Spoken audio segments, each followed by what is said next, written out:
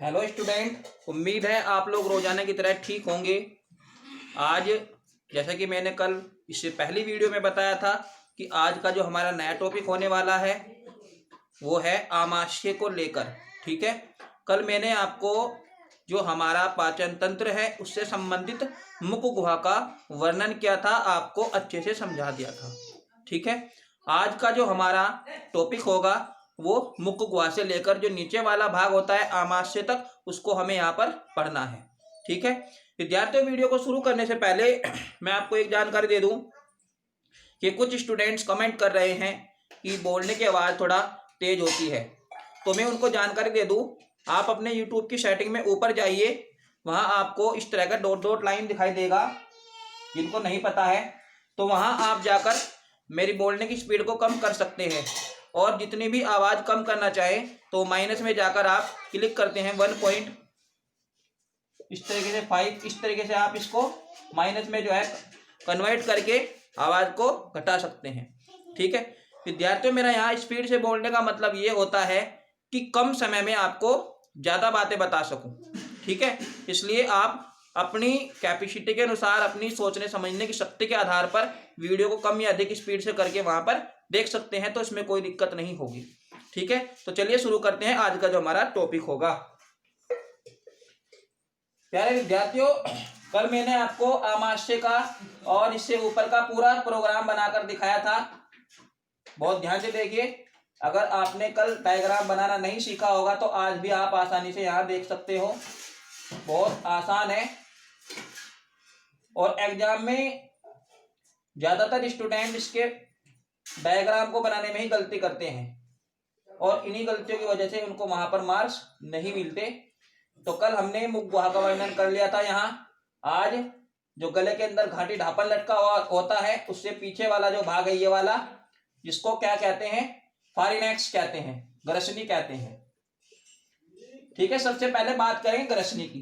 प्यारे विद्यार्थियों, जो ग्रसनी होती है दरअसल हमारे मुंह का जो पिछले वाला भाग होता है, जहां गले के अंदर दो जो विंड होता है, विंड पाइप मतलब जो श्वास मार्ग होता है, और जो भोज्य नली वहां से अलग होती है। यहाँ पर विद्यार्थी दो नलियों का जो है संयोग होता है। एक ये वाली नली होती है, श्वास मार्ग बोलते हैं जिसको, इसका वर्णन हम आगे करेंगे। और ये जो घाटी ढापन होता है, आपने देखा होगा अगर हम मुंह से भी सांस लेते हैं तो मुंह से सांस लेना वो भी कहाँ जाता है, फेफड़ों में ही जाता है ना। और अगर हम नाक से सांस लेते हैं वो भी फेफड़ों में ही जाता है। तो इसका मतलब ये हुआ कि जो घाटी ढापन होता है, ये जो घाटी ढापन होता है, इसका कनेक्शन दोनों छिद्रों से होता है कहीं ना कहीं। ठीक है, लेकिन हम सांस लेने के लिए केवल नाक का इस्तेमाल करते हैं। ठीक है, क्यों? क्योंकि नाक के अंदर छोटे छोटे रोम होते हैं, ये खतरनाक कणों को यानी कि जीवाणु कीटाणुओं को भी हमारी बॉडी के अंदर जाने से रोकते हैं, इसलिए हमें हमेशा नाक से सांस लेना चाहिए। अब बात करते हैं यहाँ ग्रसनी की। विद्यार्थी, ये जो ग्रसनी है ये क्या काम करती है? जो हमारे मुंह का साउंड निकलता है, ध्वनि निकलती है, ये उसको भी क्या करती है, कंट्रोल करती है, एक तरीके से उसको भी मेंटेन करती है। तो ये होता है ग्रसनी का कार्य, फारिनेक्स। और सबसे मजे की बात ये है कि जो हमारा श्वास मार्ग है और ग्रास नाल है, उन दोनों को भी अलग अलग डिवाइड करती है ग्रास नली, इसोफिगस। ठीक है, अब बात करते हैं ग्रास नली की। ये ग्रास नली मैंने आपको कल भी बताया था इससे पहली वीडियो में कि भैया जो ग्रास नली है ये लगभग वयस्क मनुष्य के शरीर की बात करें तो 25 सेमी लंबाई की ये नली होती है, जो हमारे इस वाले पार्ट से होकर गुजरती है। इसको बोलते हैं वक्ष गुहा। और ये लास्ट में फाइनली कहाँ खुलती है? ये डायफ्राम को चीरते हुए, यहां से निकलते हुए आमाशय के अंदर डायरेक्टली खुलती है। ठीक है, आमाशय को आप क्या बोलते हो? पेट बोलते हो।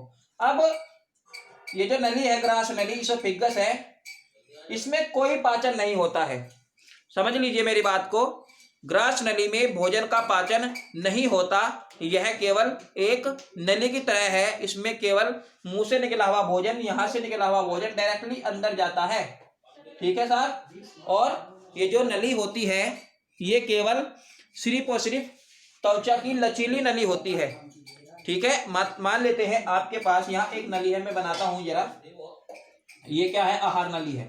अब आपने भोजन का टुकड़ा थोड़ा बड़ा ले लिया तो ये क्या होगा, आपको हल्का सा धक्का लगेगा और आप इसमें थोड़ा सा पानी पी सकते हो। तो ये यहाँ से इसी तरीके से रबड़ की तरह कम या ज्यादा हो सकती है। तो ये जो है भोजन इस तरीके से एक माध्यम का काम करता है नली के अंदर। तो ये सारा का सारा भोजन हमारे यहाँ जो वाल होती है ये वाली, इस वाल को ठीक है अंदर से क्रॉस करके यहाँ ये भोजन पहुंच जाता है आमाशय में। आप इस गति को कर्मा कुंचन गति भी कह सकते हो, कर्मा कुंचन गति। ठीक है, मतलब अगर आपसे पूछा जाए कि आमाशय में भोजन किस गति के द्वारा आमाशय में गिरता है, यानी कि भोजन जो है किस नली द्वारा आमाशय में गिरता है, तो आप कह सकते हो कि कर्मा कुंचन गति के द्वारा हमारा जो भोजन है, हमारा जो फूड है वो कहाँ गिरता है, आमाशय में गिरता है। ये आमाशय है, इसको आप पेट कहते हो, स्टोमाच कहते हो। ठीक है, समझ में आ गया होगा ऊपर का सिस्टम सारा का सारा। अब बात करते हैं आमाशय की। ठीक है, ध्यान के जो आमाशय होता है वो 3 भागों में डिवाइड होता है। ठीक है, कौन कौन से हैं वे 3 भाग। जो पहला भाग है इसका कार्डियक। ठीक है, कार्डियक, इसके बाद है फंडिक, इसके बाद है पाइलोरिक, इसके बाद है आपका शेषार्ग।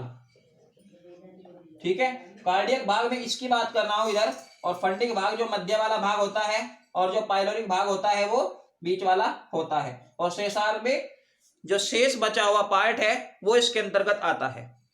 ठीक है, हमारे आमाशय के अंदर एसियल नामक एक क्या निकलता है, एक अम्ल का स्त्राव होता रहता है। क्या बोलते हैं इसको, हाइड्रोक्लोरिक अम्ल, हाइड्रोक्लोरिक अम्ल। विद्यार्थियों सबसे पहले मैं बात करूंगा कि हाइड्रोक्लोरिक अम्ल हमारे भोजन के साथ क्या करता है। ठीक है, बहुत ही महत्वपूर्ण होने वाली है ये बात, बहुत ध्यान से सुनिएगा मेरी बात को। HCl का फंक्शन क्या होगा, जो हम भोजन यहाँ खाएंगे, हो सकता है भोजन के अंदर कोई बैक्टीरिया हो, ठीक है, कोई जीवाणु हो, तो HCl क्या होता है, खट्टा होता है, अम्ल होता है, ये जीवाणुओं को नष्ट कर देता है। ठीक है, जीवाणुओं को नष्ट कर देता है। पेट के अंदर बनने वाला HCl जीवाणुओं को नष्ट कर देता है। अगर हम दूसरे पॉइंट की बात करें कि HCl और क्या करता है, तो पेट के अंदर जो भोजन होता है, यानी कि अगर हम भोजन में फैट लेते हैं, वसा लेते हैं, याद रखिए मेरी बात को, अगर हम क्या करते हैं भोजन में वसा लेते हैं तो वसा का इमल्सीकरण करता है। ठीक है, इमल्सीकरण। अब बात करते हैं इमल्सीकरण की। इमल्सीकरण का मतलब होता है पायस। ठीक है, मतलब जो वसा होती है उसमें कहीं ना कहीं क्या करता है, वो पानी में उसको अच्छे प्रकार से घोल देता है। ठीक है, यानी कि जल की बूंदों में या तो तेल हो या तेल की बूंदों में जल हो, इस तरह की घटना को क्या कहते हैं, पायस कहते हैं, इमल्सीकरण कहते हैं। ठीक है, तो ये भी किसके कारण होगा, HCl के कारण ही होगा। इसके बाद मैं बात करता हूं तीसरे पॉइंट पर। अगर इसकी मात्रा जो है घट या बढ़ जाए, ठीक है, अगर इसकी मात्रा मतलब HCl की मात्रा, एसिड की मात्रा पेट के अंदर बढ़ जाती है, तो एसिडिक गैस, इस तरह की जो बीमारियां हैं वो यहाँ उत्पन्न हो सकती है। दरअसल जैसे HCl की मात्रा इधर होगी तो ये इधर अपना दबाव बनाएगी। ठीक है, अपना दबाव बनाएगी, हो सकता है वाल भी खुल सकती है और उल्टी भी लग सकती है यहाँ से। ठीक है, अगर आपको उल्टा लटका दे तो उल्टी नहीं लगेगी। ठीक है, लेकिन अगर HCl की मात्रा ज्यादा हो जाए पेट में तो ये वाल झटके के साथ खुलती है और सारा का सारा जो मटेरियल है वो बाहर आ जाता है। ठीक है, और ये भी जरूरी नहीं है यही वाल खुले, ये आगे भी जा सकती है। ठीक है, आगे जाकर भी ये शरीर में कई प्रकार के विकर उत्पन्न कर सकती है, HCl की मात्रा अगर बढ़ जाए। ठीक है, तो ये तो था HCl का जो फंक्शन है, HCl का जो कार्य है वो। अब HCl का एक महत्वपूर्ण और कार्य है जो हमारे पेट के अंदर पेप्सिन, जठरधुनिया भर के एंजाइम यहाँ पर बनते हैं, तो इनको भी ये क्या करता है, इनको भी मेंटेन करता है HCl। ठीक है, अब यहाँ एक वाल होती है। अगर हम विद्यार्थियों यहाँ आमाशय में भोजन के ठहरने की बात करें, भोजन के रुकने की बात करें, तो हमारे आमाशय में 3 से 4 घंटे भोजन रहता है। ठीक है, अगर आपसे टाइमिंग की बात कर रहा हो कि हमारे आमाशय में पेट में भोजन कितनी देर तक रह सकता है, तो भोजन कितनी देर तक रह सकता है, 3 से 4 घंटे यहाँ भोजन रह सकता है। ठीक है, तो ये तो था हमारा आमाशय का कार्य। ठीक है, एक बात और है विद्यार्थियों, हम खाने में बहुत जल्दी करते हैं। हम किसी भी खाने में इतनी जल्दी नहीं करनी चाहिए कि वो दांतों से ठीक तरह से चबाया ना जा सके। हमें हर टुकड़े को छोटे से छोटा खाना चाहिए और लंबे समय तक उसको चबाकर खाना चाहिए। इससे क्या होता है, मुंह के अंदर जो टाइलिन एंजाइम होता है, टाइलिन एंजाइम, ये हमारे जो टुकड़ा होता है, जो भोजन होता है, उसमें अच्छी प्रकार मिक्स हो जाता है। ठीक है, ये जो लार होती है मुंह के अंदर, जिसको हम व्यर्थ में कभी कभी थूक भी देते हैं। ठीक है, तो हमें इसको कोशिश करनी चाहिए कि मुंह से बाहर नहीं थूकना चाहिए, क्योंकि ये एक तरह का एंजाइम है और हमारे भोजन में ये मिलकर हमारे भोजन को लुगदी जैसा चीकना बना देता है। और भैया आगे चलकर आमाशय में इस भोजन को पचाने में बहुत आसानी होती है। ठीक है, उम्मीद है विद्यार्थियों आपकी समझ में मेरे द्वारा बताई गई आज की सभी बातें आ गई होगी। ठीक है, नेक्स्ट टॉपिक पर मैं चर्चा करूंगा जो आमाशय के छोटी आंत है, बड़ी आंत है, ठीक है, गुर्दे हैं, यकृत है, सभी पर धीरे धीरे चर्चा होगी। धन्यवाद।